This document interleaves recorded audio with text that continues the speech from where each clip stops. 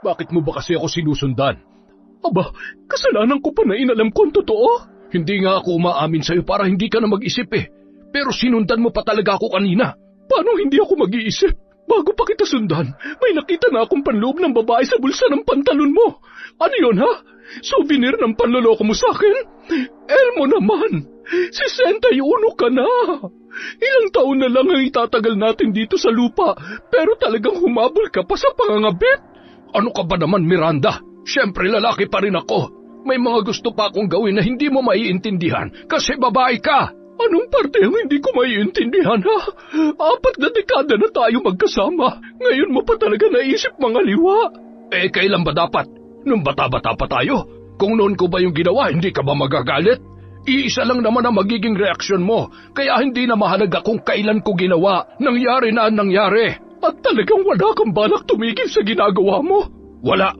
Ikaw na nga mismo nagsabi, ilang taon na lang tayo dito sa lupa, kaya bakit hindi ko pasusulitin ang bawat araw na natitira sa buhay ko? Kaya ikaw, kung gusto mo maghanap ng ibang lalaki, yung mas bata sa akin, wala yung problema. Gawin mo rin para patas tayo. Taon 2007. Aklan. Dahil sa magandang reputasyon, iginagalang sina Miranda at Elmo sa kanilang barangay. Bukod kasi sa retiradong teacher si Miranda na nagturo sa loob ng 35 taon, marami rin siyang buhay na binago bilang guro. Napatino niya ang mga pariwarang estudyante noon na naging maganda na ang karera sa kasalukuyan. Ang asawa naman niya ay isang retiradong pulis na may malaki ring ambag sa katahimikan sa kanilang lugar. Kaya mataas ang respeto sa kanila ng mga tao. Ilang beses na silang nakatanggap ng special award dahil sa magandang impluwensya nila sa kanilang komunidad. Ngunit sa kabila noon, nanatili namang mapagpakumbaba si Miranda at hindi itinuring ang sarili na nakatataas sa iba. Guro siya noon sa elementarya. Grade 1 ang una niyang hinawakang klase at marami ang natuto sa kanya. Kaya naman tuwing nakikita siya ng mga dati niyang estudyante, hindi siya nakakalimutang pasalamatan. May 3 anak sila ni Elmo, pero lahat ng yun ay nakabukod na at may kani-kanila ng pamilya, kaya bihira na lamang silang magkita-kita. Ang panganay nilang anak sa Canada nakatira at maganda rin ang trabaho roon. Tanging ang mag-asawa na lamang ang magkasama sa bahay. Sa kabila ng edad ay naging masaya pa rin naman ang pagsasama ni Miranda at Elmo. Palabiro kasi ang lalaki at nasasabayan naman yon ng ginang. Para lamang silang mga dalagat binata na nagsasama sa iisang bubong habang ipinaparamdam ang pagmamahal sa isa't isa. Ano yung naamoy ko? Parang patay na hayop. Eh, baka may patay na daga sa labas. Patay na daga ba talaga? Ang lapit kasi na naaamoy ko eh. Parang nasa tabi ko lang. Anong ibig mong sabihin? Ako yung nangangamoy? Bakit? Hindi ba? Sus, para namang hindi ka umuutot. Umuutot din naman ako pero hindi ko ipinapaamoy sa'yo. Pambihira, ilang linggo mo bang kinimkim yan at napakatapang naman ng amoy? Oy, kahapon lamang ito, makapanghusga ka naman dyan. Hindi ko kayang huminga rito. Doon na muna ako sa labas.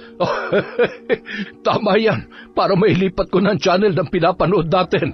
Kanina pa ako inaantok sa pinapanood mong drama eh. Kaya naman pala, napakagulang mo talagang matanda ka. Aba, ako lang bang matanda rito? Hoy, baka nakakalimutan mong senior citizen na tayong dalawa. Hindi ko nakakalimutan, pero sa ating dalawa, mas amoy luma ka. Madalas magbiruan ang mag-asawa. Hindi naman sila nagkakaroon ng mabigat na problema, kaya kahit nagkakaedad na, nagiging magaan lamang sa kanila ang lahat. Bukod sa pensyon, ay pinadadalhan din sila ng anak kahit hindi sila humihingi, kaya nagkakaroon sila ng pagkakataong tumulong sa ibang tao. Dahil doon, mas lalong dumarami ang natutuwa at humahanga sa mag-asawa. Madalas pa silang naikukumpara sa mga bagong kasal. Sila raw ang dapat nagayahin. Puring-puri din noon si Elmo dahil hanggang sa edad nilang yon ay tapat pa rin siya sa kanyang asawa. Ngunit sa kabila ng magandang pagkakakilala sa kanila, nakatago naman ang isang lihim ni Elmo na kailan lamang natuklasan ng kanyang asawa. Ngunit sa kabila ng nalaman ay nagpapanggap na lamang siya na walang alam para hindi sila magkaroon ng away. Mukhang pormadong-pormado ka yata ngayon ah. Saan ba ang lakad mo? Magkikita kami ng dati kong katrabaho. Magkukumustahan lang. Kaya ba halos maligo ka na sa pabango? Palagi naman akong ganito. Ano bang tinutumbok mo at ganyan ka kung magtanong? Baka lang kasi may iba ka pang pupuntahan. Kung may iba man akong pupuntahan, uuwi rin naman ako mamaya. Siguraduhin mo lang na hindi babae ang pupuntahan mo, Elmo. Kailan ba naman ako ng babae? Sa edad ko ba naman na ito ay maiisipan ko pang humanap ng iba? Hindi makikita sa edad ang panloloko. Sabihin mo yan dun sa mga lalaking hindi makontento sa asawa nila. Basta ako, kontento na ako sa'yo. Matatanda na tayo para sayangin ko pang natitira nating panahon at humanap ng sakit ng ulo. Sana nga ay totoo yung sinasabi mo. Ay, wala ka bang tiwala sa akin? Ngunit mas pinili na lamang ni Miranda na hindi na sagutin ang tanong na yon dahil baka mauwi pa sila sa malalang sagutan. Hindi naman siya magsasalita ng ganoon kung wala siyang dahilan para paghinalaan ang kanyang asawa.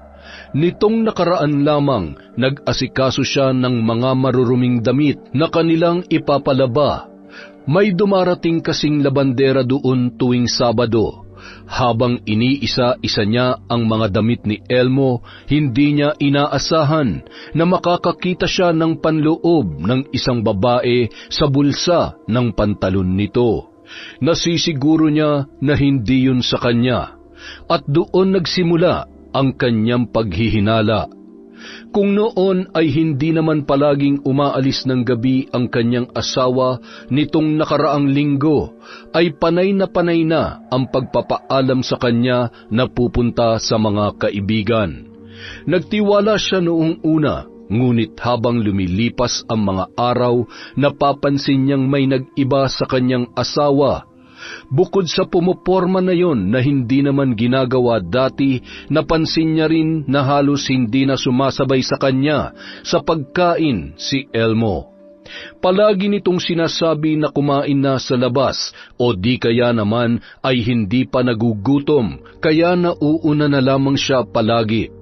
Hanggang sa hindi na niya mapigilang makaramdam ng kalungkutan dahil sa nangyayari sa kanila. Unti-unti nang nababawasan ang mga oras na sila ay magkasama. Halos hindi na niya maramdaman ang presensya ni Elmo dahil sa madalas noong pag-alis sa kanilang bahay. Tuwing uuwi naman ay diretso na lamang sa kama para magpahinga. Hindi na nila nagagawang magsabay kumain, manood ng TV o kaya naman ay matulog. Doon na niya naisipang maglabas ng saloobin sa pinakamalapit niyang pinsan na siya ring kaibigan niya na si Greta. Ano ka mo? Nakakita ka ng panty sa pantalon ni Elmo? Oo, medium pa nga ang size noon eh.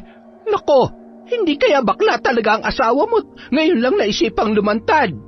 Hindi bakla si Elmo. Ano ka ba? Nagkaanak nga kami ng 3, hindi ba? Eh, kung hindi siya bakla, bakit may panty siya sa bulsa? Ang hinala ko, may iba siyang babae, Greta. Ano? Nako, pambihira naman niyang asawa mo, oo. Sa tanda niyang yun ay saka pa niya naisipang mga liwa. Sa ngayon hindi pa kumpirmado pero malakas talaga ang kutob ko na pinupuntahan niya ang babae niya tuwing umaalis siya sa bahay. Hindi ko naman siya nakita noon na laging pormado at halos maligo na sa pabango tuwing umaalis ng bahay. Tsaka hindi na rin siya nag-aabot ng pera sa akin ngayon. Bakit? Nagigipit ka pa ba sa lagay na yan? Hindi mo na kailangan ng pera ni Elmo. May sarili ka namang pensyon, tsaka pinapadalhan ka pa ng mga anak ninyo. Hindi yun ang pinupunto ko, Miranda. Hindi ko naman talaga kailangan ng pera niya dahil kaya kong mabuhay nang hindi siya nagbibigay. Ang sa akin lamang, mukhang doon sa babae na pupunta ang lahat ng pera niya. Ay nako, mahirap naman kung puro lamang tayo hinala. Patunayan mo na agad yan para makastigo mo ng asawa mo. Kapag pinatagal mo pa yan at totoo may kabit siya, nako, baka makabuntis pa yang si Elmo. Hindi ko nga alam kung paano ko gagawin yun eh. Alam nga naman, kumprontahin ko na lang siya agad-agad. Baka mapahiya lang ako kapag nagkataon. Sus, simple lang yan. Sa susunod na aalis siya at pormadong-pormado, sundan mo. Doon mo lamang makukumpirma kung may kabit nga ba siya o wala. Sinunod ni Miranda ang payo ng kanyang pinsan. Nang minsang magpaalam si Elmo para pumunta muli sa kaibigan, ay kaagad siyang gumawa ng paraan para sundan yun. Gamit nito ang luma nilang kotse nang umalis. Si Miranda naman umarkila ng tricycle. Makalipas ang ilang sandali, huminto ang kotse ni Elmo sa tapat ng isang beer house. Mula roon ay lumabas ang isang matangkad at maputing babae. Napakunot ang kanyang noo nang mapagtantong pamilyar yon sa kanya. Saglit siyang napaisip hanggang sa maalala niya ang dati niyang estudyante na si Liana. Hindi niya agad namukaan ang dalaga, ngunit nagpakilala yun sa kanya nang magkasalubong sila sa palengke. Ilang buwan na ang nakalilipas. Nagnitngit ang kalooban ni Miranda nang makita niyang hinalikan ni Elmo sa pisngi ang dalaga. Yumakap naman yon sa kanyang asawa bago sumakay ng kotse. Hindi na niya sinundan pa kung saan man pumunta ang dalawa. Ang mahalaga para sa kanya ay malinaw na niloloko siya ni Elmo. Kinagabihan. Ginabi ka na naman ng uwi Ay, napasarap kasi kami ng kwentuhan ng kumpare ko. Doon na rin ako kumain sa kanila kaya mas lalo pang natagalan. Yung kwentuhan ba talagang masarap o yung babae mo? Napakasipag mo naman. Gabi na kayo natapos. Ayan ka na naman, Miranda eh. Kung gusto mo, tawagan natin yung kumpare ko para... Hindi na kailangan. Nakita ko kayo. Sinundan kita kanina. Doon ka pumunta sa beer house sa bayan. Saan mo siya dinala? Sa motel? Bakit mo ba kasi ako sinusundan? Aba, kasalanan ko pa na inalam ko ang totoo. Hindi nga ako umaamin sa'yo para hindi ka na mag-isip eh. Pero sinundan mo pa talaga ako kanina. Paano hindi ako mag-iisip? Bago pa kita sundan, may nakita na akong panloob ng babae sa bulsa ng pantalon mo. Ano yun ha? Souvenir ng panloloko mo sa akin? Elmo naman, 61 ka na. Ilang taon na lang ang itatagal natin dito sa lupa, pero talagang humabol ka pa sa pangangabit. Ano ka ba naman, Miranda? Siyempre lalaki pa rin ako. May mga gusto pa akong gawin na hindi mo maiintindihan kasi babae ka. Anong parte ang hindi ko maiintindihan, ha? 4 na dekada na tayo magkasama. Ngayon mo pa talaga naisip mga liwa. Eh, kailan ba dapat? Nung bata-bata pa tayo? Kung noon ko ba yung ginawa, hindi ka ba magagalit? Iisa lang naman ang magiging reaksyon mo, kaya hindi na mahalaga kung kailan ko ginawa. Nangyari na ang nangyari. At talagang wala kang balak tumigil sa ginagawa mo? Wala. Ikaw na nga mismo nagsabi, ilang taon na lang tayo dito sa lupa, kaya bakit hindi ko pasusulitin ang bawat araw na natitira sa buhay ko? Kaya ikaw, kung gusto mo maghanap ng ibang lalaki, yung mas bata sa akin, wala yung problema. Gawin mo rin para patas tayo. Hindi makapaniwala si Miranda sa mga narinig niya mula kay Elmo. Sa 4 na dekada nilang pagsasama, ni minsan ay hindi niya nakita ang asawa na natukso sa ibang babae. Lumalabas din naman noon si Elmo kasama ang mga kaibigan pero ipinapaalam pa sa kanya kapag may mga kasamang babae at nangangakong hindi iinom ng sobra. Isa yon sa mga nagpatibay ng kanilang relasyon, kaya hindi niya lubos akalain na kung kailang matatanda na sila ay saka pa yon naisipan ng kanyang asawa. Ang masaklap pa roon, ang dating estudyante pa niya ang nakarelasyon ni Elmo. Paborito niya noon sa klase si Liana. Grade 1 pa lamang yun. palaging pumapasok na walang baon at pinababayaan pa ng mga magulang na parehong lulong sa ipinagbabawal na gamot. Kaya naman tuwing papasok ay dinadagdagan niya ang kanyang baong merienda at pananghalian para mabigyan ang bata. Kaya nang muli silang magkita ay hindi siya nito nakalimutan. Kilala ni Liana ang asawa niya, kaya sigurado rin siya na alam nitong siya ang asawa ni Elmo. Kaya hindi niya matanggap na ang batang tinulungan niya noon ang siya pang magiging ahas sa 4 na dekada nilang pagsasama ng kanyang asawa. Yun ang unang beses na nagkasagutan sina Miranda at Elmo tungkol sa isang babae. Nasundan pa yon ng nasundan dahil hindi pa rin tumigil si Elmo sa pakikipagkita sa kanyang kabit na si Liana. My loves? Parang kailangan ko na ng bagong relo. Nasira na kasi yung ginagamit ko eh. Ay, huwag ka mag-alala. Bibilhan kita ng bago. Basta, palagi ka lang mabait at tapat sa akin, ha? Tandaan mo, dapat sa akin ka lang. Oo naman.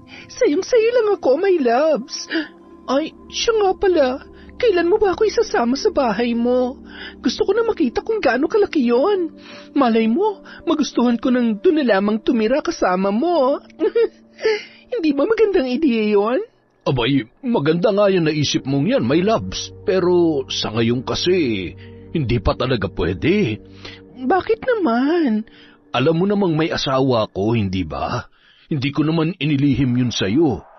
Oo nga, pero alam niya rin naman na may iba ka pang babae, di ba?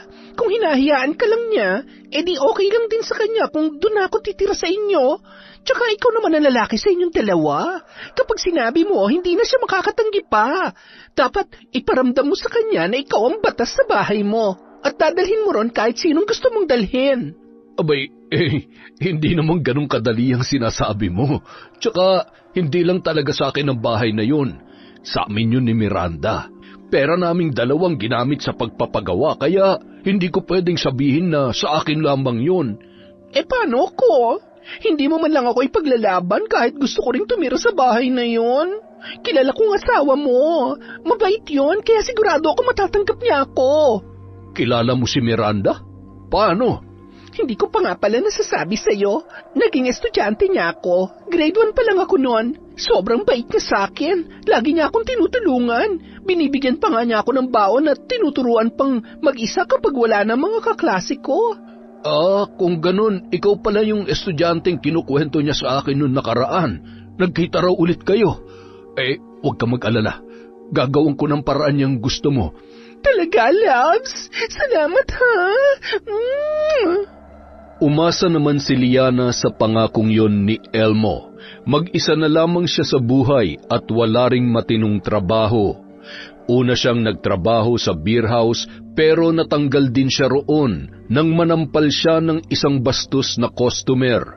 Minsan na rin niyang binenta ang kanyang puri para magkaroon ng makakain at may maipambayad sa renta. Kung hindi niya yun ginawa, baka namatay na lamang siya ng dilat ang mga mata dahil sa gutom. Hindi ganun kadaling makahanap ng trabaho kaya kumapit na lamang siya sa patalim. Bago pa man mapunta si Liana sa ganoong klase ng trabaho, high school pa lamang ay naging biktima na siya ng grupo ng mga tambay sa dati niyang tinitirhan. Inabangan siya pagkagaling sa eskwelahan. Dinala siya sa isang abandonadong bahay at doon pinagsamantalahan ng 3 lalaki na nagdala sa kanya roon. Diring-diri siya sa kanyang sarili nung mga panahon na yon. Hindi niya matanggap ang nangyari sa kanya. Pakiramdam niya ay wala na siyang mukhang ihaharap sa mga tao. Sirang-sira na ang kanyang pagkababae. Hanggang sa umabot na siya sa desisyon na tapusin na lamang ang sarili niyang buhay. Handa na sana siyang tumalon sa isang tulay nang makilala niya si Rex. Lasing na lasing noon ang lalaki pero ginawa nito ang lahat para mapigilan siya sa kanyang balak na pagpapakamatay. Nang malaman niya ang kwento ni Rex na halos patayin na ng sariling ama at naranasan na rin pagsamantalahan ng mga kapwa lalaki pero lumaban pa rin sa buhay, ay nagkaroon siya ng lakas para magpatuloy pa rin. Tinulungan siya ng binata na makahanap ng trabaho. Doon niya sinimulang pasukin ang beer house. Ginamit niya ang madilim niyang karanasan para magkaroon ng lakas ng loob na pagkakitaan ang kanyang katawan. At si Rex naman ang naging proteksyon niya. Naging matalik silang magkaibigan, ngunit kahit kaibigan lamang ang turing sa kanya ng lalaki, ay natutunan niya pa ring mahalin yon ng palihim. Oras na makaipon siya ng malaking pera sa tulong ni Elmo, babalik siya kay Rex at aaminin ang tunay niyang nararamdaman para sa kanyang kaibigan. Nakilala niya naman si Elmo sa beer house noong gabing matanggal siya at nang kunin niya ang sweldo niya roon ay sinundo pa siya ng matanda para ipasyal. Mabait naman ang lalaking yon at maalaga, kaya lamang mas gusto pa rin niya maikasal sa isang lalaki na halos kaedaran lamang niya. Bukod pa roon, alam niyang kasal yon sa asawa, kaya hindi maaaring magtagal ang kanilang relasyon. Nakakainis! Bakit ba? Ano bang problema mo? Ano pa nga ba? Di yung jowa kong parang lolo ko na. Ginusto mo yan eh. Di ba sinabihan na kita noon na hindi magandang iasa mo sa ibang buhay mo? Kapag hindi ka na gusto ng karelasyon mo, yari ka tol, uuwi kang luhaan, wala ka ng pera. Kaya kung ako sa'yo, magtatrabaho na lang ako. Ang dami mo naman agad sinabi. Naiinis lang naman ako kay Elmo. Bakit na naman nga ba? Gusto ko na kasing tumira sa bahay niya para hindi na ako nangungupahan. Lalo ako hindi nakakaipon eh. Ano? Di ba may asawa yun? Oo, alam ko. At gusto mong tumira kayo sa iisang bubong? Pambihira ka. Ibang klase rin yung kakapalan mo, tol. Ano ba? Kakampi dapat kita, kaya wag mo akong pagsalitaan ng ganyan. Alam mo, ipagtatanggol kita sa mga umaapit na nanamantala sa'yo, pero sa gagawin mong yan, hindi kita masusuportahan. Maninira ka ng pamilya. Wala akong sisirain. Sila mag-asawa lang naman ang magkasama sa bahay na yun eh. Matatanda na rin ang mga anak nila. Nasa ibang bansa pa nga yung panganay eh. Pamilya pa rin yun, no? Ano ka ba naman, Liana? Mag-isip ka nga ng matino. Ito na lang ang naiisip kong paraan para matakasan ko tong lecheng buhay ko na to. Sawang-sawa na ako maging isang tuka, Rex. Kung doon ako titira sa bahay ni Elmo, magiging masarap ang buhay ko. Kakain na lang ako at matutulog. Pero kapalit naman nun, ang paggamit sa'yo ng matandang yun. Wala na akong pakialam. Kung kinakailangang anak-anak ko ng lalaking yun, gagawin ko para lang magkaroon kami ng dahilan na magsama sa iisang bubong. Kapag nangyari yun, wala na magagawa ang asawa niya. Matanda na yun eh. Hindi na siya nun mabibigyan ng anak. Pero ako, kayang-kaya ko pa. Ay nako, ewan ko sa'yo. Sana lang hindi ka mapahamak dyan sa plano mong gawin. Nakakatakot ang karma, no? Ang karma, nangyayari lang yon sa mga taong tatanga-tanga at hindi ako kabilang doon. Pinanindigan ni Liana ang pakikipagrelasyon kay Elmo sa kabila ng pagkakaroon nito ng pamilya. Ginatasan niya ang lalaki at sinigurong mapapasunod sa lahat ng kanyang gusto. My loves, hindi na ako masaya sa ginagawa natin. Ah? Anong ibig mong sabihin? Yung ganito na parang tinatago mo ko. Ikinahihiya mo ba talaga ako kaya hindi mo ako kayang panindigan sa harap ng asawa mo? Teka, ano bang gusto mo? Hiwalayan ko na ang asawa ko para malaya na tayo magsama sa bahay? Kung hindi pwede, edi dalawa na lang kami ron. Kausapin mo na kasi ang asawa mo. Gawin mo lahat para mapapayag mo siya. Hindi pwedeng ganito. Hindi ko na kayang mas magtagal pa kayo magkasama. Nagsiselos ako, my loves. Makinig ka naman sa akin. Bahala ka kapag pinatagal mo pa. Baka may ibang umampun sa akin. Ay nako. Napakahirap naman yung pinapagawa mo. Pero, sige, susubukan ko siyang kausapin mamaya. Bakit kakausapin mo pa? Mas madali kung isasama mo na lang ako agad doon. Kapag nandun na ako, wala na siya magagawa. Sabihin mo na lang na doon ako titira. Siguro naman sa ganda ng relasyon yung mag-asawa ay hindi siya mag-eskandalo, di ba? Sige na naman, my loves. Pumayag ka na. Kayang-kaya mo yon. Ayoko na maupahan. Ikaw ang bahala. Kapag ako may nagpatira sa akin na iba, Ano? Siya, sige. Paano ba ito? Mag-impake ka na ng mga gamit mo pagbalik mo sa apartment. Mamayang gabi, isasama kita sa bahay. Talaga, my loves? Ay, naku. Oo na.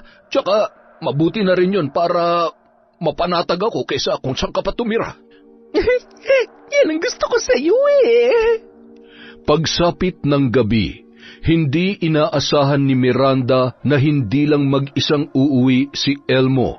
Pagbukas ng pinto, kaagad na kumulo ang kanyang dugo nang tumambad sa kanya ang pamilyar na muka ng isang babae. Walang iba kundi ang dati niyang estudyante. Anong ginagawa ng babaeng yan dito, Elmo? Miranda, kumalma ka muna, pwede? Pag-usapan natin to ng maayos. Ngayon pa tayo mag-uusap. Sinama mo na nga yung haliparot na yan dito. Anong haliparot? Dahan-dahan naman kayo sa pagsasalita, ma'am. Naturingan pa naman kayong teacher tapos ganyan niyo ako itrato? At bakit? Ano bang dapat itawag sa isang babaeng pilit na kumakapit sa isang lalaking may asawa na? Para kang walang pinag-aralan. Hindi ka ba nahihiya na naging estudyante kita noon, tapos ngayon nilalandi mo ang asawa ko? Gusto ko lang naman tumira dito dahil wala na akong ibang mapupuntahan. Sana naman tratuhin niyo po ako ng maayos. Hindi naman ako magiging pabigat sa inyo. Masipag ako maglinis tsaka kung gusto niyo, imamasahe ko kayo gabi-gabi bilang kabayaran sa pagtira ko dito sa bahay ninyo. Miranda, alam mo naman ang tungkol sa amin ni Liana, hindi ba? At alam ko rin na ayaw mo ng iskandalo. Kaya para makaiwas tayo sa mga usap-usapan ng mga tao, mas mabuting dito na lang si Liana para hindi na kami nakikita magkasama lagi sa labas.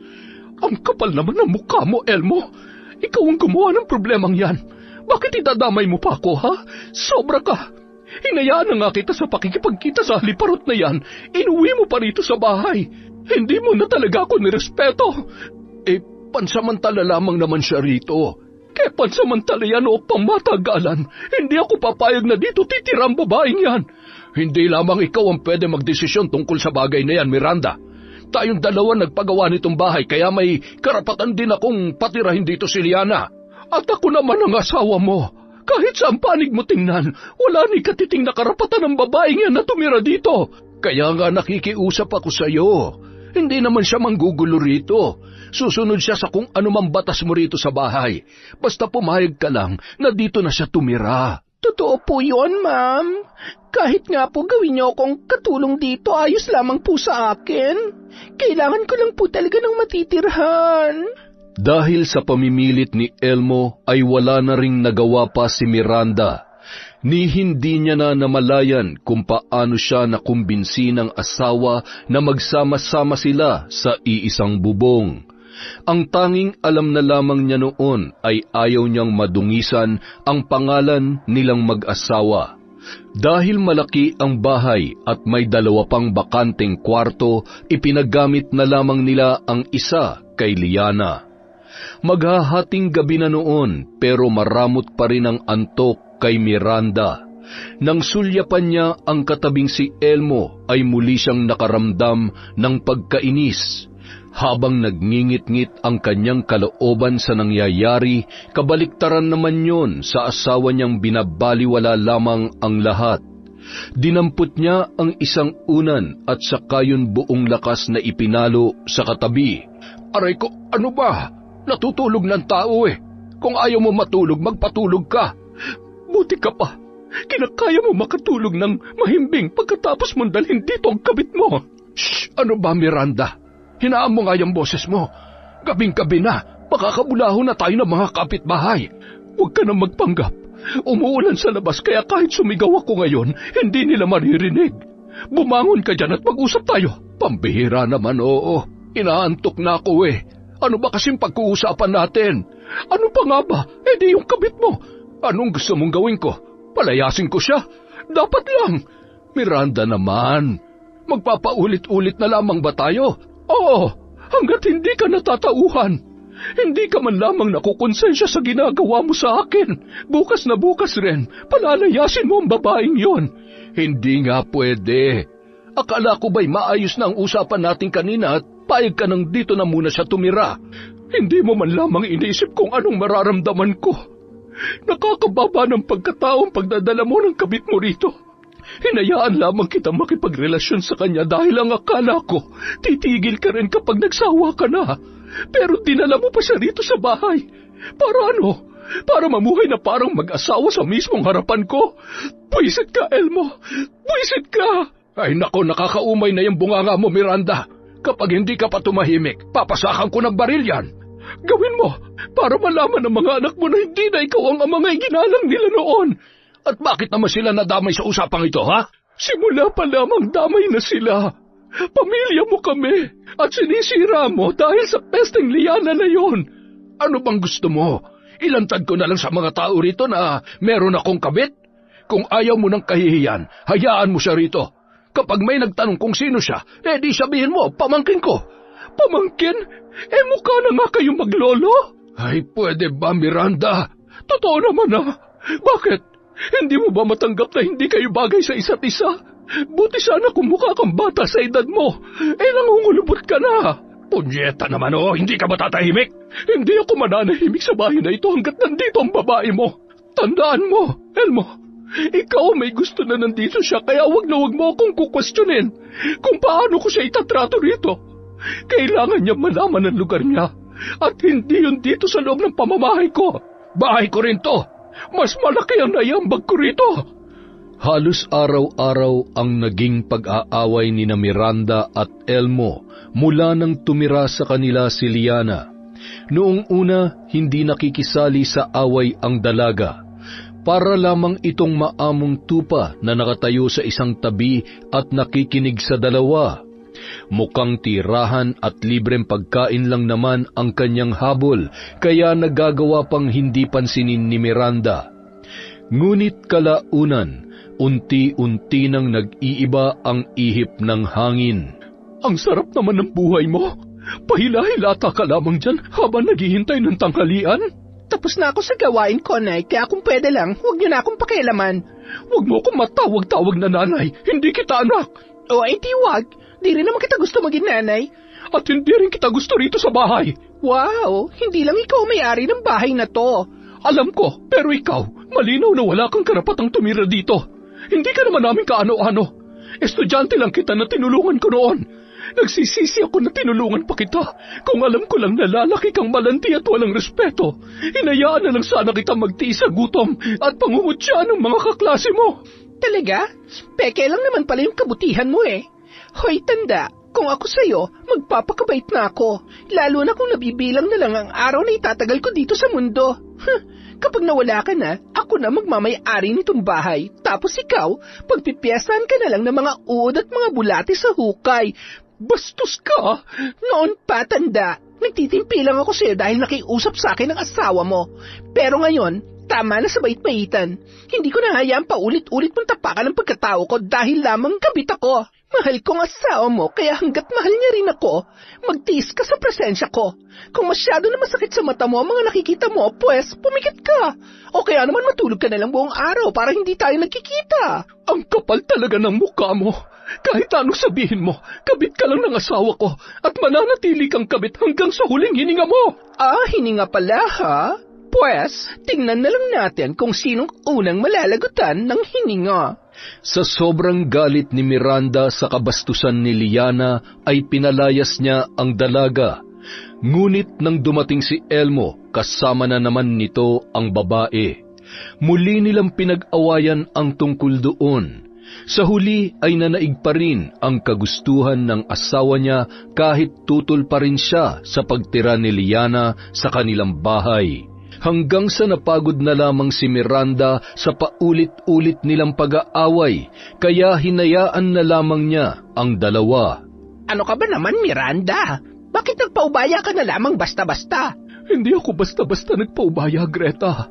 Ginawa ko lahat para tumutol pero paulit-ulit na ipinaglalaban ni Elmo na bahay niya rin yun. Abay, nasiraan na nga talaga ng ulo ang lalaking yon. Ikaw ang asawa niya, bakit mas pinapabura niya yung kabit niya? Siyempre, si Liana ang mas bata at mas nakakapagpasaya sa kanya ngayon. Hirap na ako, Greta. Ang sakit-sakit na ng dibdib ko sa pagtitiis sa panluloko sa akin ni Elmo. Sa 4 na dekada, naging tapat akong asawa sa kanya at ni minsan, hindi ko naisip na lokohin siya. Pero bakit parang napakadali lang sa kanya na gawin yun sa akin? Hindi na ba ako mahal ng asawa ko? Ay naku, napakatanga mo talaga. Gagawin niya ba sa iyon kung mahal ka pa niya? Abay, halos tapakan niya ng pagkatao mo. Doon pa lang sa naisipan niya makipagrelasyon sa babaeng yon, binastos ka na ni Elmo. Nawalan na siya ng respeto sa iyo at sa pagsasama niyo. Tapos ibinahay niya pa. Hindi ko na alam kung anong klaseng pagmamahal pa yon. Parang hindi ko na kaya. Hihiwalayan ko na siya. Ano? Ngayon ka pa makikipaghiwalay? Nako sa tagal ng proseso ng annulment ngayon ay baka mauna pa ang lamay niyo kesa sa hihintayin mong resulta. Hindi ko na alam kung ano pang gagawin ko para ipaglaban ang karapatan ko bilang asawa niya. Harap-harapan niyang pinapakita sa akin na may mahal na siyang iba. Napakasakit noon, Greta. Ang tagal namin nagsama. At aaminin ko, kaya niya rin ako napapayag sa gusto niya ay dahil sa pagmamahal ko sa kanya. Nagpakamartir ako, Greta. Hindi pagmamahal ang tawag doon, kundi katangahan. Kung nung una pa lang, hindi mo na pinatungtong sa bahay niyo ang babaeng yon, wala sana kayong problema. Ayoko ng iskandalo. Masisira ang imahe namin mag-asawa kung gagawin ko yun. Ay, sus Mariosep ka! Imahe pa talaga ang una mong iniisip. Ano kayo? Mga santo? Ay, Miranda, kahit pilit nyo itago ang kabulukan ng asawa mo, aalingaso pa rin yan. Kaya ikaw, ipaglaban mo na ang karapatan mo bilang asawa. Palayasin mo ang kirida niya. Kung kinakailangan kaladkarin mo sa palabas ng bahay, gawin mo! Handang-handa na si Miranda na sundin ang payo sa kanya ni Greta. Buo na ang loob niya na palayasin si Liana sa bahay nila ni Elmo. Nagpasalamat siya sa pagiging prangka ng kanyang pinsan dahil sa wakas ay may magagawa na siya. Ngunit pagdating niya sa bahay nilang mag-asawa, hindi niya akalain na masusurpresa pala siya sa kanyang maaabutan. Mga hayop! Dito pa talaga kayo sa sala maglalampungan? Miranda, huminahon ka nga. Paano ako hihinahon? Hindi niyo na nirespeto ang bahay na to. Mga baboy! At ikaw, babae ka. Hindi mo ba talaga kayang pigilan yung kakatihan mo? Excuse me lang, Lola. Si My Loves ang nagsimula. Siyempre, sino ba naman ako para tumanggi? Sobra na talaga yung kakapalan ng mukha mo. Tingnan ko lang kung hindi yan mabawasan kapag isinubsob kita sa sahig. My Loves, sasaktan niya daw ako. Tumigil ka na nga, Miranda. Wala na magagawa yung kangangawa mo dyan. Tsaka wag na wag mo sasaktan si Liana. Baka makasama sa kanya. At sa tingin mo may pakialam ako sa babaeng yan? Buntis ako. Hindi mo ako pwedeng saktan dahil dinadala ko magiging anak namin ng asawa mo. Ano? Sampid ka na nga lang dito sa bahay. Nagpabuntis ka pa? Elmo, ano to? Totoo bang buntis ang babaeng yan? Oo, magkakaanak na kami. Kaya kung pwede sana, tigilan mo ng kakaaway kay Liana. Makakasama sa kanya ang stress. Stress? Talagang wala ka man lang ni katiting nahiya sa ginawa mo? Sumusobra ka na, Elmo. Hindi ko na kayang ginagawa mo sa akin. Maghiwalay na tayo. Aalis na ako rito. Mabuti naman at ikaw na ang magkukusa. Sino naman na may sabi sa'yo na maiiwan ka rito, ha? Kung aalis man ako sa bahay na to, sisiguruhin kong hindi ka makikinabang. Ha? Anong gagawin mo, Miranda? Pauuwiin ko rito ang mga anak natin. Namutla si Elmo nang sabihin yon ng kanyang asawa. Sa kabila kasi ng kalokohan niya, isa sa kinatatakutan niya ay ang kanilang mga anak. Masyadong mataas ang respeto kay Elmo ng mga yon. Isa pa, tiyak na hihinto na sa pagbibigay ng pera sa ama ang kanilang mga anak, lalo na ang kanilang panganay kapag nalaman noon ang tungkol kay Liana. Nang araw ding yun, Nagmakaawa kay Miranda si Elmo. Hindi ito pumayag na umalis siya ng bahay at tuluyan nang makipaghiwalay. Kung ayaw mong masira ka sa mga anak mo at masira ng tuluyan ng pamilyang ito, paalisin mo na ang babae mo. Wala akong pakialam kung ikukuha mo siya ng mauupahan kahit magsama pa kayong dalawa. Huwag na huwag ko lang ulit makikita ang pagmumukha niya rito. Oo, sige, gagawin ko yan. Paalisin ko na siya rito kung yan ang gusto mo. Tumupad naman sa usapan si Elmo. Sa kabila ng mariing pagtutol ni Liana ay nagawa niyang paalisin sa bahay nila ang dalaga. Napilitan siyang maghanap ng mauupahang bahay na malayo sa kanilang barangay sa takot na may makakilala sa kanya.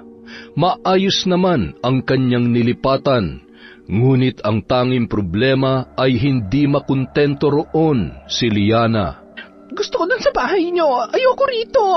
My loves, masyado maliit para sa atin.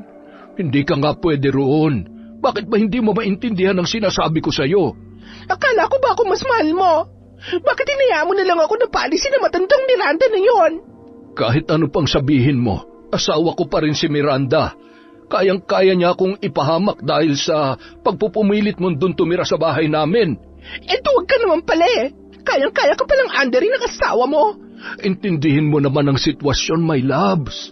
Hindi ko pwedeng ipilit ngayon ang gusto ko dahil baka biglang umuwi yung mga anak ko. Magkakagulo lalo sa bahay. Kapag naabutan ka nila roon, sila na mismo magpapalayas sa'yo. Gusto mo ba na mangyari pa yon? Siyempre hindi. Kainis ka. Yun naman pala eh. Kaya ngayon, intindihin mo na lang muna. Kapag nagkausap kami ulit, saka ka na lamang bumalik sa bahay, ha? Sa kabila ng narinig, hindi pa rin matanggap ni Liana na siya ang napalayas sa bahay na yon at hindi ang dati niyang guro. Kahit hindi totoo ang pagmamahal at pagmamalasakit niya para kay Elmo, hindi pa rin niya gustong mabaliwala na lamang ng lalaki. Matapos ang ilang beses na nangyari sa kanila, maya-maya pa nakatanggap siya ng tawag mula sa matalik niyang kaibigan na si Rex. Dahil iba na ang tinitirhan niya ay kaagad niyang sinagot yon para ipaalam na rin sa binata. Kumusta na ang buhay mo bilang kabit? Hindi ka pa ba napapalayas? Alam mo, akala ko kukumustahin mo ako. Mambubwisit ka lang pala. Kinukumusta nga kita. Bakit? Hindi ba totoong kabit ka? Hindi ka naman asawa ng Elmo na yun eh. Alam ko, pero mahal ako noon. Ah, talaga? Gaano ka kamahal? Kaya ka bang pakasalan? Kasi kung hindi, sa tingin ko, hindi pagmamahal yun. Kumbaga sa gulong, reserba ka lang. Pasmado talaga yung bibig mo, no? Akala ko ba kaibigan kita? Gago ka. Oo na, sige na. Kaya nga pinapamukha ko sa iyong katotohanan eh. Baka kasi hindi ka na magising dyan sa panaginip mo. Mahirap na, baka bangunguting ka pa. Nakakainis ka talaga. Mainis ka na kung maiinis ka. Pero darating ang araw, siguradong sasabihin mo rin sa akin na tama ako. At kapag nangyari yon, pakakainin mo ako ng 3 buwan. Lahat ng request kong ulam, lulutuin mo para sa akin. Ayos ba yon? Wow, ang kapal mo, ha? Pero ito naman ang tandaan mo at itaga mo sa bato. Hinding-hindi mangyayari ang sinasabi mo. Uy, parang may maganda ka na namang plano, ah. Talaga, pero hindi ko sasabihin sa'yo. Nasisira ang plano ko kapag pinapaalam ko sa'yo eh. Kontrabida ka kasi masyado. Bahala ka sa buhay mo. Pero sana, sa susunod na tawag ko, natauhan ka na dyan sa ginagawa mo. Tandaan mo, laging nasa huli ang pagsisisi, kaya unahan mo na. Sige na, ibababa ko na to. Pangit. Ay, teka sandali. Saan ba kita pwedeng puntahan? Ite-text ko na lang sa itong address. Hindi naman naapektuhan si Liana sa mga sinabi ng kanyang kaibigan. Buo na ang loob niya na sirain ang relasyon ng dati niyang guro at ng nobyo niyang si Elmo para siya na ang hahawak sa perang natatanggap ng lalaki. Pero dahil malaki ang pinanghahawakan ni Miranda ay wala talaga siyang kalaban-laban. Bukod sa may sariling pensyon ang matanda ay pinapadalhan pa ng kanyang mga anak, kaya ganoon na lamang kalakas ang loob noon na takutin ang kanyang asawa. Marahas na napabuntong hininga si Liana habang nag-iisip ng gagawin para mawala ang kontrabida sa kanyang plano. Ilang sandali pa, biglang sumagi sa isip niya ang matandang nagtitinda ng kung ano-anong pangontra. Paiba-iba ng pwesto ang matanda sa bayan kaya kakailanganin niya pang magtanong-tanong. Kaagad siyang kumilos para hanapin yun.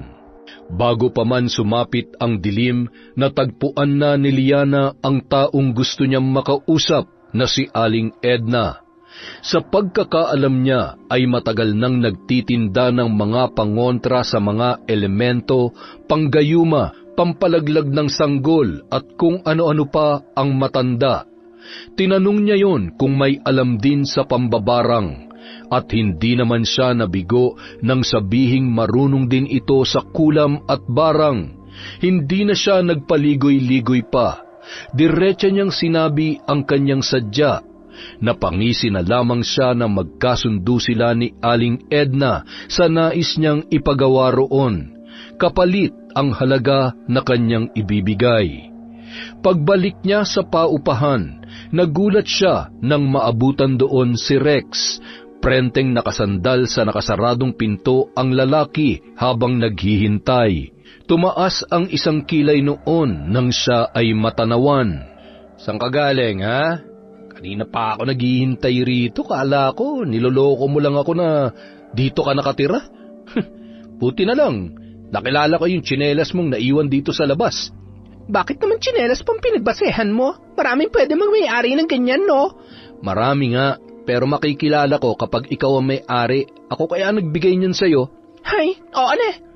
Bakit ka nga pala nandito? Makikikain, syempre. Wow, ang kapal talaga. Wala kang makakain dito. Hindi pa ako nakakapagluto. Bumili ka na lang dyan sa malapit na karinderya sa labas. Libre na kita para wala kang masabi. Hindi maganda kung bibili ka na lang ng bibili. Di mo naman alam kung malinis ba yung mga nabibili mong ulam. Mas mabuti kung ikaw mismo magluluto. Wala nga akong oras, diba? O, di ako na lang. Nasaan ba yung mga lulutuin? Seryoso ka? Oo naman. Marunong naman ako magluto, ah. Ay, ikaw bahala. May mga binili naman akong panluto dyan sa ref. Kunin mo na lang. Isipin mo na lang na dito ka rin nakatira. Hindi ko lang iisipin. Dito na talaga ako titira. Ano? Baliw ka ba? Pumupunta dito si Elmo. Paano kung maabutan ka nun? Sasabihin ko, pinsan mo ko. Hindi pwede. Kailangan din namin ng privacy. Alam mo naman yun kapag nakita ko. Grabe.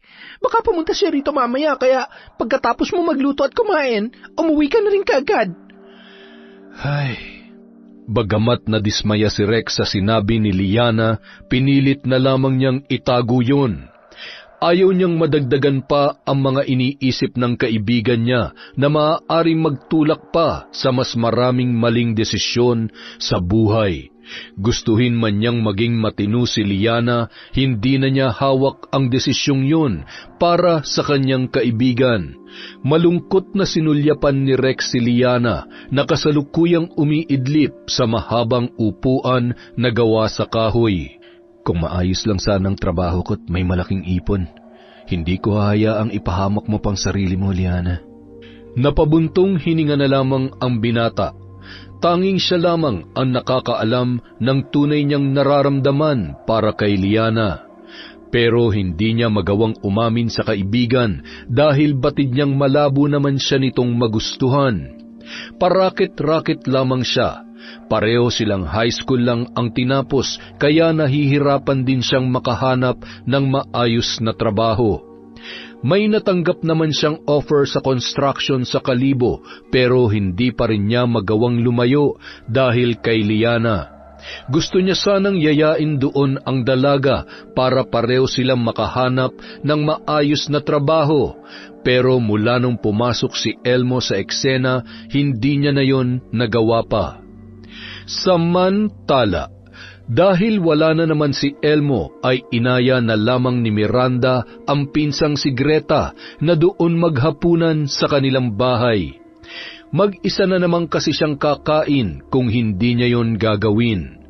Ngunit habang abala sa kwentuhan ang dalawa, bigla na lamang siyang napahawak sa tiyan nang maramdaman niya ang matinding init mula doon. Miranda, bakit? Sumasakit ba ang tiyan mo? Ang init. Parang pinapaso, Greta. Ano? Paanong mainit? Dahil ba sa sabaw? Hindi ko maintindihan ang nararamdaman ko, pero ang sakit. Teka nga, ano ba talaga nararamdaman mo? Mainit ba o masakit? Pareho, ano ka ba? Hindi mo ba nakikita nahihirapan ako? Sandali lang at hihingi ako ng tulong para madala ka sa ospital. Nang gabing yun, dinala nga nila sa ospital si Miranda. Wala pa ring tigil ang pagsakit ng kanyang tiyan na tila hinihiwa ng matalim na bagay. Sinabayan pa yon ng matinding init na hindi niya maipaliwanag kung bakit niya nararamdaman. Matapos ang ilang oras niyang pananatili sa ospital, pinauwi na rin sila dahil normal naman ang lumabas sa test na isinagawa sa kanya. Ayos naman daw ang resulta ng blood chem mo. Buti na lang, ganun lamang ang nangyari. Pero bakit kaya ganun, Greta? Nawawala lang yung sakit sandali tapos bumabalik na naman. Baka napasama lang yung kain mo kanina. Kaya mabuti pa, magpahinga ka na lang muna sa bahay nyo. Inumin mo na lang yung mga gamot na ipinabili ng doktor. Teka, nasan ba kasi ang asawa mo? Kanina pa yung tinatawagan na. Hanggang ngayon wala pa rin. Ay nako, hayaan mo na siya. Huwag na tayong umasa na darating pa siya rito para sunduin ako. Malamang, naglilimlim na naman yun sa kabit niya. O siya, ako na nga lang ang mag-uuwi sa'yo. Nang makauwi ang dalawa, mas lalo pang lumala ang pakiramdam ni Miranda. Ininom naman niya ang mga gamot na nireseta ng doktor, pero ni isa sa mga yun ay walang tumalab. Pagsapit ng hating gabi, nakaramdam siya ng paninikip ng dibdib na sinabayan pa ng pananakit ng katawan. Hindi mapakali si Miranda. Pabali-baliktad na siya sa higaan at hindi malaman kung ano ang posisyon na gagawin dahil hindi niya mawari kung saan nanggagaling ang kirot na kanyang nararamdaman. Wala pa noon si Elmo kaya mag-isa lamang siya sa bahay at walang masabihan ng tungkol doon. Pagsapit ng 12:30, napilitan na siyang bumangon para tingnan sa malaking salamin sa sala ang kanyang katawan. Ngunit nang hubarin niya ang kanyang damit, tumambad sa kanya ang mapupulang marka sa dibdib. Pababa sa kanyang tiyan, nawari niya'y hinampas ng latigo. Hindi pa man siya nakakabawi sa kirot, ay muli na naman yung nasundan, hanggang sa halos mamagana ang buo niyang katawan. Hindi na nakakilos pa si Miranda dahil sa matinding kirot mula sa kanyang mga latay. Kinabukasan, nagising na lamang si Miranda sa muling paninikip ng kanyang dibdib. Sunod-sunod siyang napaubo. Halos kapusin na siya ng hininga dahil doon. Maya-maya pa nanlaki ang kanyang mga mata nang makita ang bawat talsik ng laway niya sa sahig. Kinilabutan ang babae nang makita ang maliliit na uod mula roon, na buhay at gumagapang. Hindi siya makapaniwala na sa kanya nanggaling ang mga yon. Ngunit nang sunod-sunod pa ang naging pag-ubo niya, sa kanya lamang napagtanto na hindi na yon ordinaryong ubo lamang. Tinawagan ni Miranda si Greta para magpasama sa kakilala nitong albularyo. Napadpad sila sa isang maliit na bahay sa gitna ng maisan.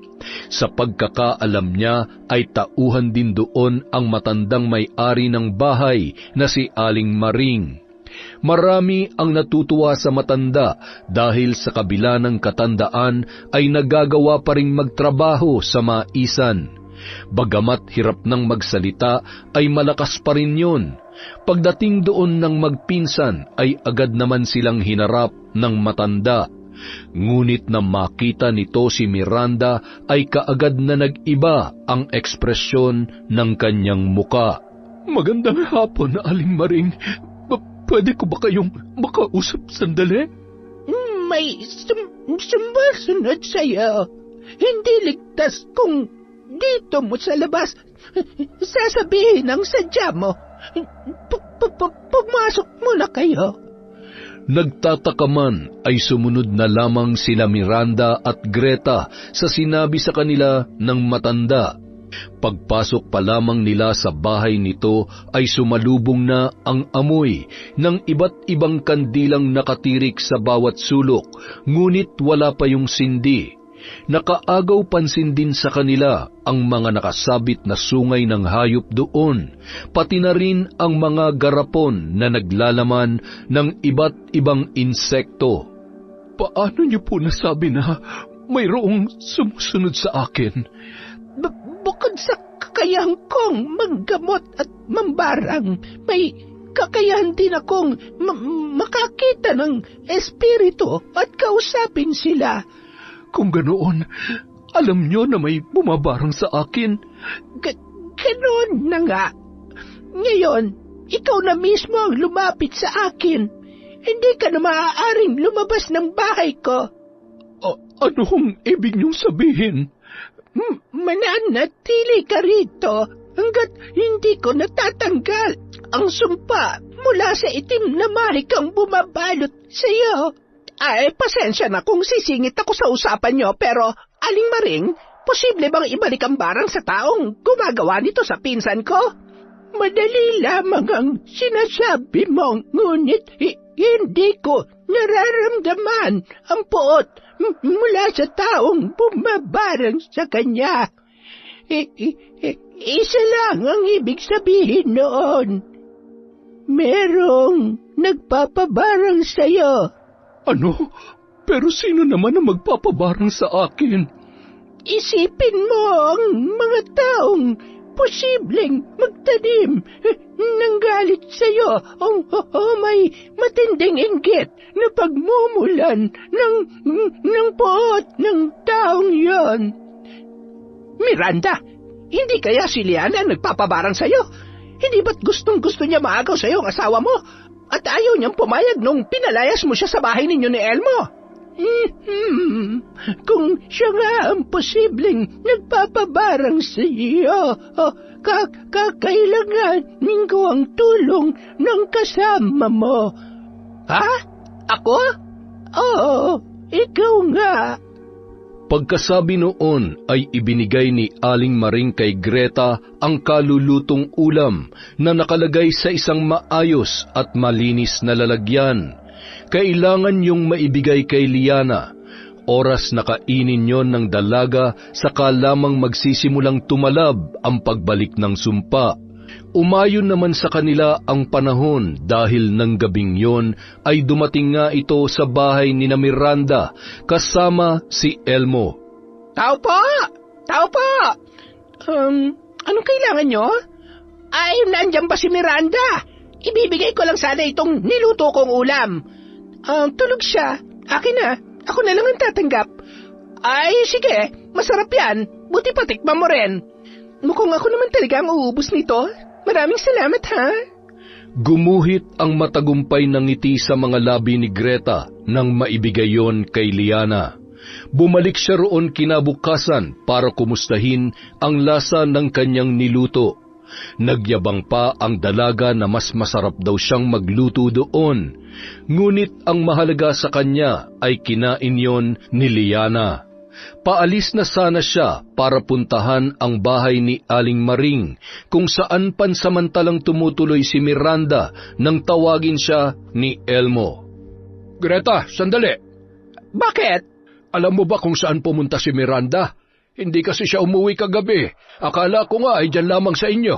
Bakit sabi ng pamangkin mo natutulog lang daw dyan si Miranda? Wala siya rito kagabi. Hindi naman nagsabi sa akin kung saan pupunta. Nako, hindi kaya naglayas na si Miranda? Bakit niya naman gagawin yon? Abay, malay ko. Kayong dalawa lang naman na nakakaalam kung anong problema nyo. Sinadyang magmaang-maangan ni Greta sa tanong ni Elmo dahil ayaw niya magduda ang lalaki na may alam siya kung nasaan ang kanyang pinsan. Pagkagaling sa bahay ng mag-asawa ay kaagad siyang dumiretso sa bahay ni Aling Maring. At doon tumambad sa kanya ang kalunos-lunos na itsura ng kanyang pinsan. Lumobo na ang magkabilang pisngi nito at halos lumuwa na ang mga mata sa pamamaga. Diyos ko, Ano nangyari kay Miranda? Bakit nagkaganyan na siya? Hindi tinablan ng sumpa ang babaeng tinutukoy ninyo. Mukhang may pangontra siya, kaya lalong lumala ang kalagayan ng pinsan mo. Ay kung ganoon, anong dapat nating gawin? Baka mamatay na lamang si Miranda sa ganyang kalagayan. Hindi yun mangyayari. May isa pang paraan. Mahirap nga lamang pero hindi imposible. Sa parang yun, hindi na niya matatakasan pa ang sumpang babalot sa kanya. Anong gagawin niyo, Aling Maring? Walang maaaring makalam ng isa sa gawa kong ritual para doon. Sa ngayon, ang tanging may tutulong mo lamang ay ang ipagdasal ang pinsan mo na malampasan niya ang lahat ng ito. Sa ilang araw na pagkawala ni Miranda ay binalot na ng matinding pag-aalala si Elmo. Nagtanong-tanong na siya sa mga nakakakilala sa kanyang asawa at nag-report na rin sa barangay. Ngunit wala pa rin siyang nakukuhang balita. Sising-sisi siya sa ginawa niyang panloloko sa asawa. Mula nang mawala sa bahay ang kanyang may bahay ay nagbago na ang lahat. Doon niya naramdaman ang matinding kalungkutan kapag wala na ron ang taong nakasama niya sa loob ng ilang dekada. Nahahapong napaupo sa sofa si Elmo matapos ang buong araw na paghahanap. Dumagdag pa sa kanyang problema ang pagsusungit ni Liana na wala na sa lugar. Saan ka na naman ba galing? Buong araw ka nang wala ha? Pwede ba? Hinahanap kong asawa ko. Ano? At bakit mo pa siya hanapin? Nandito na ako, diba? Ako na dapat ang pinagtutuunan mo ng pansin. Magkakaanak na tayo, oh. Buntis ka nga ba talaga? Bakit ka umiinom ng alak? Ha? Alak? May nakita kong alak sa ref kagabi. Walang umiinom ng alak sa amin dalawa ni Miranda, kaya sigurado ako na sa'yo yon. Kaya ngayon, sabihin mo na sa akin ang totoo kung buntis ka nga talaga o nagpapanggap ka lang para hindi kita hiwalayan. Buntis nga ako, my love. At saka, ikaw ang ama. Sumama ka sa akin bukas sa klinik. Patitingnan kita sa doktor. Ano? Hindi na kailangan yon. Bakit ba ayaw mo maniwala sa akin, ha? Dahil hindi ko nakikita sa iyong pag-iingat ng isang nagdadalang tao. Alam mo, nakakahalata na ako sa iyo, ha? Mahal mo pa ba talaga ako? Kasi kung oo, hindi mo ako pagdududahan ng ganyan. Kung ayaw mong pagdudahan kita, bigyan mo ko ng dahilan para pagkatiwalaan ka. Kung alam mo lang kung gaano ako nagsisisi ngayon dahil sa ginawa kong panloloko sa asawa ko, ni hindi mo man lamang magawang maglinis dito sa bahay, ni pag-uwi ko walang pagkain. Umaasa ka lagi sa bili, puro ka na lamang gastos. Kung hindi ka gagastos, paano tayo mabubuhay? Ayoko na, Liana. Hindi ko na kayang ipagpatuloy ang relasyon natin. Mahal ko pa rin ang asawa ko at kapag nahanap ko na siya, aayusin ko na sira namin pagsasama. Gago ka naman pala eh. Ano ginawa mo lamang akong parausan? Kung ayaw mong siya mismo magpalayas sa'yo, buti pa magkusa ka na lamang umalis. Akala mo talaga magkikita pa kayo ng asawa mo? Baka bangkay na siya sa muli niyong pagkikita, oy. Napaisip si Elmo sa sinabing yon ni Liana. Kinumpronta niya ang nobya at pilit na pinaamin kung may alam ito sa pagkawala ni Miranda, ngunit mariin yung itinanggi ng dalaga. Nang gabing yun, pinalayas niya si Liana. Nagmamakaawa ito sa kanya at pinagpipilitan ang pagbubuntis sa magiging anak nila, ngunit hindi niya na yon pinaniwalaan pa. Nang makaalis ang babae na iwang mag-isa si Elmo sa bahay, halos mabaliw na siya sa kakaisip kung saan mahanap ang kanyang asawa. Hindi siya makatulog na maayos dahil sa labis na pag-aalala. Dahil doon, kahit gabing-gabi na ay pinuntahan niya si Greta para makibalita. Greta, wala ka pa rin bang balita kung nasaan ang asawa ko? Ay, namimiss ko na siya. Huh? Talaga ba, Elmo? Ibinahay mo nga ang kabit mo eh. Magkasama na kayo, kaya bakit mo pa hinahanap ang pinsan ko? Ay, alam mo ang tungkol doon? Oo, sinabi sa akin ni Miranda, pero nakiusap siya na ilihim ko ang tungkol doon dahil ayaw niya masira ang pangalan mo. Ang kapal ng mukha mo para gawin yun sa pinsang ko. Napakabuti niya at masikaso. Ni minsan, hindi niya naisip na ipagpalit ka sa ibang lalaki dahil para sa kanya, ikaw lang ang mamahalin niya habang siya'y nabubuhay. Tapos ano, ibinahay mo pa yung kabit mo at pinagpanggap mo pang pamangkin para hindi kayo mabisto? Patawarin mo ako, Greta. Pinagsisisihan ko na ang lahat. Kaya nga hinahanap ko na si Miranda para makahingi rin ako ng tawad sa kanya. Gusto ko siyang makausap. Kung kinakailangan magmakaawa ako, gagawin ko yon para magkabalikan kami. Paano ng kabit mo? Wala na siya sa bahay. Pinalayas ko na siya.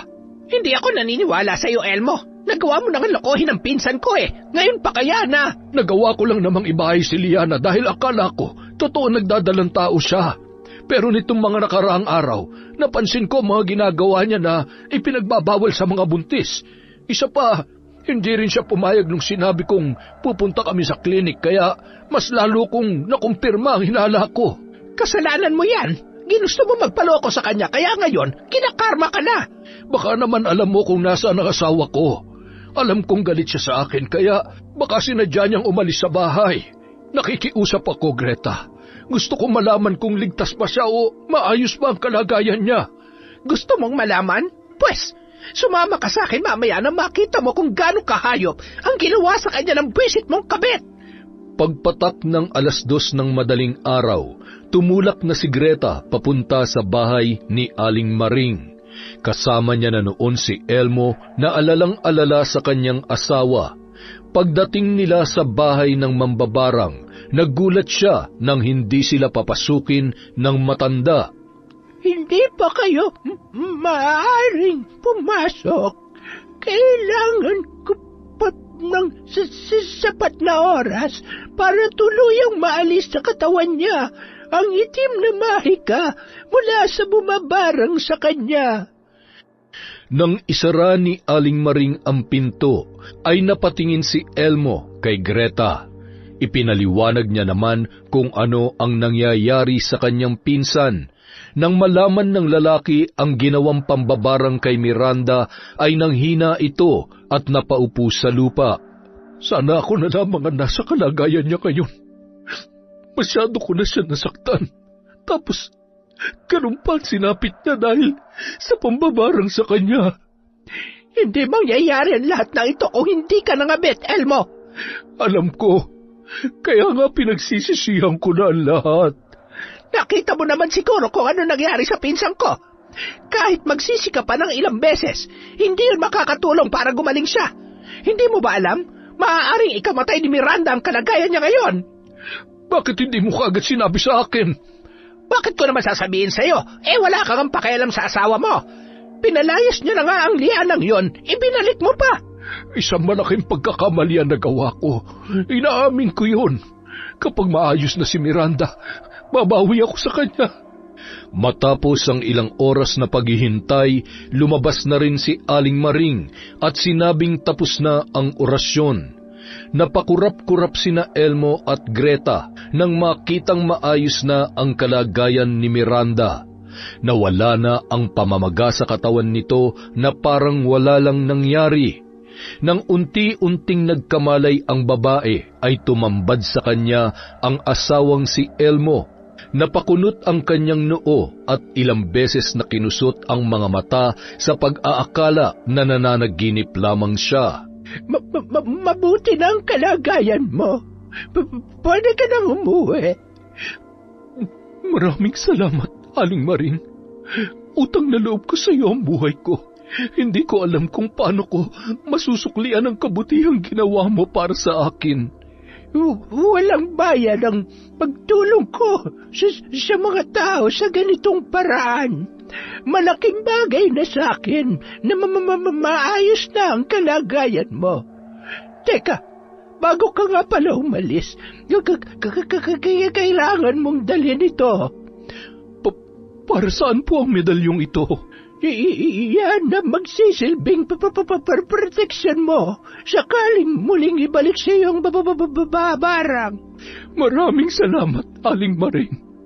Kapag may kailangan kayo, Huwag sana kayo mahihiya magsabi sa akin. Kilala kita. Nakakarating sa akin ang balita na marami kang natulungan dito sa barangay kahit wala kang posisyon sa politika. Ipagpapatuloy mo ang magandang gawain na yon dahil maraming buhay ang magbabago ng dahil sa kabubutihan mo. Matapos magpasalamat ay nagpaalam na si Miranda kay Aling Maring. Bagamat magkasama sila ni Elmo ay nananatili silang walang kibo. Laking pasasalamat na lamang niya dahil kasama niya noon si Greta. Nang maihatid sa bahay ay nagpaalam na rin ang pinsan niya para umuwi. Nagpresenta si Elmo na mag-asikaso sa kanya ngunit hindi pa rin niya pinapansin ang kanyang asawa. Hanggang sa hindi niya na napigilang magsalita. Himala, napirmi ka rito sa bahay. Wala ba kayong lakad ng kabit mo? Nakipaghiwalay na ako sa kanya. Bakit? Sawa ka na ba kay Liana? Kung ganon, sino naman ang ipinalit mo sa kanya? Wala na. Itinigil ko na ang pakikipagrelasyon. Pinagsisisihan ko na ang ginawa ko, Miranda. Mapatawad mo sana ako. Maling-mali na ipinagpalit kita sa ibang babae. Ngayon ko lang napagtanto na napakasama kong asawa. Nasaktan ka ng dahil sa akin. Tama ka. Sa tinagal-tagal na nating nagsasama, ngayon ko pa naisipang magloko. Hindi ko yun dapat ginawa. Patawarin mo sana ako, Miranda. Hindi madaling patawarin na nagawa mo, Elmo. Kung gusto mong patawarin kita, patunayan mo nagbago ka na at hindi mo na uulitin yon. Mula nang makabalik si Miranda sa bahay, nakita niya ang malaking pagbabago kay Elmo. Kung noon halos hindi niya maasahan sa bahay ang asawa, ngayon ito pa mismo ang nagpipresenta sa mga gawaing bahay. Lalo na sa pagluluto, kahit na maayos na ang kalagayan niya. Natutuwa naman si Miranda sa nakikita niyang pagbabago, at hindi nagtagal ay pinatawad niya na rin si Elmo, alang-alang na rin sa kanilang mga anak. Walang ibang nakaalam ng panlolokong ginawa nito bukod kay Greta at kay Aling Maring, kaya nanatili yung lihim. Mula na magkaayos silang mag-asawa ay naging mas maganda pa ang kanilang samahan. Naging mas malambing at maasikaso si Elmo. Mas marami na rin ang oras nila para sa isa't isa at nakabalik na rin sila sa pagkakawang gawa sa kanilang barangay. Samantala, unti-unti nang tinatablan ng baliksumpa si Liana. Tulad ng nangyari kay Miranda na maga ang buo niyang katawan at halos lumuwa na ang kanyang mga mata. Ilang araw na siyang hindi lumalabas sa inuupahang apartment. Sa susunod na araw ay darating na ang may-ari para singilin siya ng renta, pero wala na siyang maibabayad dahil wala na siyang sustento mula kay Elmo. Napaluha na lamang ang dalaga habang nakatitig sa kisame. Wala ng pera, wala ng mahingan ng tulong. Nahihiya siyang lumapit kay Rex dahil baka ipamukha lamang sa kanya ng kaibigan ang kasalanang kanyang nagawa. Malinaw na bumalik sa kanya ang sumpa mula sa pagpapabarang niya kay Miranda at hindi niya alam kung ano ang gagawin para gumaling sa sakit na kanyang nararanasan. Ilang beses siyang sumuka ng dugo na may kasamang buhay na uod. Ganoon din ang ihi at duming kanyang inilalabas. Halos bumaliktad na ang kanyang sikmura tuwing nakikita ang mga uod na yon na may masangsang na amoy. Kahit sinong papasok sa inuupahan ay tiyak na masusuka sa amoy na sasalubong pagbukas pa lamang ng pintuan. Buhay pa siya, ngunit tila naaagnas na ang kanyang katawan. Kinabukasan, narinig na lamang ni Liana ang boses ng landlady sa labas ng paupahan. Ngunit dahil sa matinding panghihina sa pinaghalong sakit at gutom na kanyang nararanasan, ay hindi na niya nagawa pang sumagot at pagbuksan yon ng pinto. Hanggang sa halos magwala na ang babae, mariin niyang ipinikit ang kanyang mga mata dahil sa kanyang kalagayan. Maya-maya pa, muling napadilat ang mga matang yun nang marinig ang isang pamilyar na boses mula sa labas. Nawala ang boses ng landlady. Mukhang kinausap yon ng kanyang kaibigan. Ilang sandali pa, nakarinig naman siya ng sunod-sunod na katok na sinabayan pa ng pagtawag ni Rex sa kanya. Nang hindi pa siya nakasagot, ay pwersahan ng binuksan ng binata ang pinto ng paupahan. Napaluha na lamang siya nang makita ang mukha ni Rex na awang-awa sa kanyang kalagayan. Kaagad siya nitong tinulungan para makatayo. Ganito na pala nangyayari sa iyo, hindi ka man lang nagsasabi sa akin. Anong plano mo, ha? Ang hintayin na lang na mamatay ka? Pasensya ka na, Rex. Nahihiya na kasi ako. Tsaka, ayoko nang madami ka pa sa problema ko. Ito na yung karma ko na sinasabi mo sa akin noon. Hindi ako nakinig sa'yo. Ginawa ko pa rin manira ng pamilya at muntik pa akong makapatay ng tao. Ano? Bakit? Ano bang ginawa mo, Liana? Ipinabaron ko si Ma'am Miranda. Napakasama ko, Rex.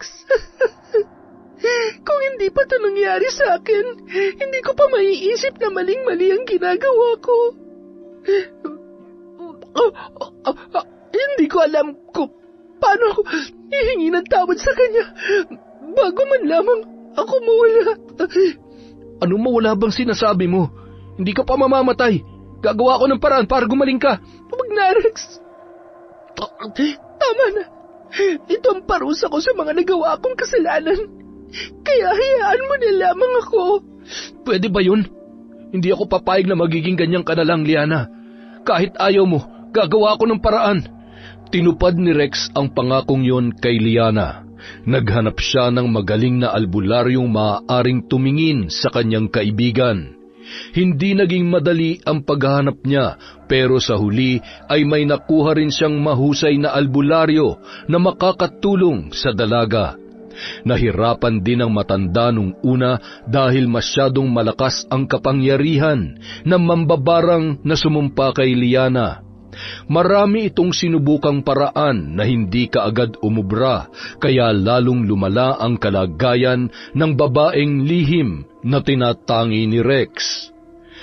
Ngunit sa pamamagitan ng isang ritual at ng patak ng luha ni Liana na puno ng pagsisisi, ay naging matagumpay ang pagsasawalang bisa ng sumpa. Tuluyan ng gumaling ang dalaga at bumalik sa dati ang makinis na balat at malusog na pangangatawan. Laking pasasalamat niya sa albularyong tumulong sa kanya. Walang bayad ang ginawang panggagamot ng matanda, ngunit pinangaralan siya nito na huwag na muling susubukang manira ng pamilya ng iba dahil baka sa susunod ay mas matinding karma pa ang kanyang maranasan. Kumusta naman ang pakiramdam ng bagong laya? Anong bagong laya? Hindi naman ako nakulong, ah. Hindi nga, pero nakalaya ka na sa sumpa ng kadiliman. Akala ko habang buhay ka ng mamamaga eh. Pag nagkataon, ang sarap mong pisil-pisilin. Pisit ka talaga. Sus, bisit daw. Ako nga naging knight in shining armor mo eh. Pinagsasasabi mo dyan, kadiri ka. Kadiri ba talaga kung sasabihin kong hindi lang kaibigan ng tingin ko sa'yo? Ha? Paano? Matagal na kitang gusto, Liana. Hindi nga lang basta gusto eh. Mahal nga kita eh. Baliw. Oo nga. Sa tingin mo ba gagawin ko lahat ng to kung kaibigan lang ang tingin ko para sa'yo? Mahalaga ka sa akin, Liana. Pero, bakit ngayon ka lang umamin sa akin? Wala pa akong lakas ng loob nun eh. Alam mo namang, wala pa akong matinong trabaho, di ba? Sabi mo sa akin, ang gusto mo, yung ganun kay Elmo. Mapera at kayang suportahan ng mga luho mo. Bakit umamin ka na ngayon? May matino ka na bang trabaho? Wala pa, pero ayoko na mag-aksaya pa ng panahon. Baka maunahan pa ako ng iba eh. Paano ka naman mauunahan ng iba? Kaya lang naman ako nakikipagrelasyon sa mga mapepera kasi gusto kong makaipon ka agad. At kapag nangyari yon, aaminin ko na ang totoo kong nararamdaman para sa'yo. Ha? Ibig mong sabihin? Oo, Rex. Mahal din kita.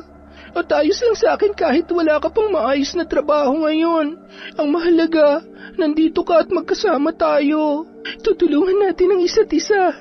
Matapos ang usapang yon, saka lamang nagkaunawaan ang dalawa sa tunay nilang nararamdaman. Humanap sila ng matinong trabaho at maswerte naman silang natanggap. Nagtatrabaho na noon si Liana bilang cashier sa isang grocery at natanggap naman si Rex bilang bagger doon, kaya magkasama pa rin silang dalawa. Makalipas ang ilang buwan, sumapit na ang Teacher's Day. Doon muling naalala ni Liana ang kanyang dating guro na si Miranda.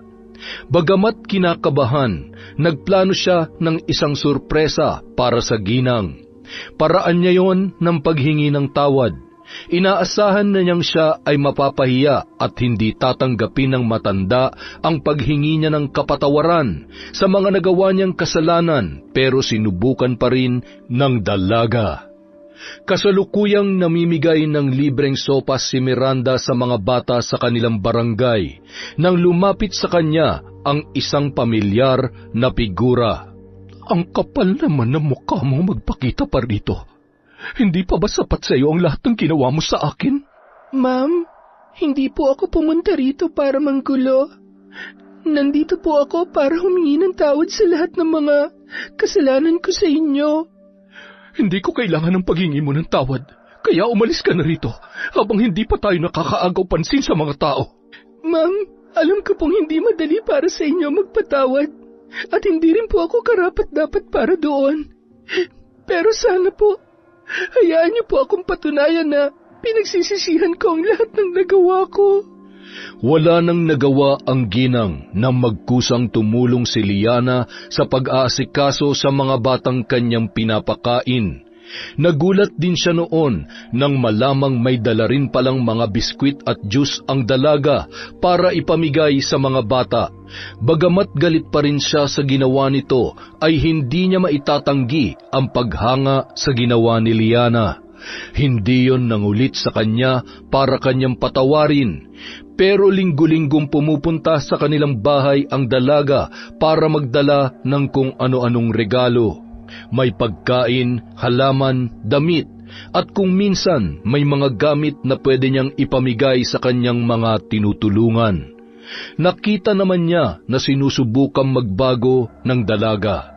At ang makitang maayos na ang buhay noon ay sapat na para buksan niya ang kanyang puso para sa pagpapatawad. Nang muli silang magkita, tuluyan niya nang pinatawad ang dati niyang estudyante.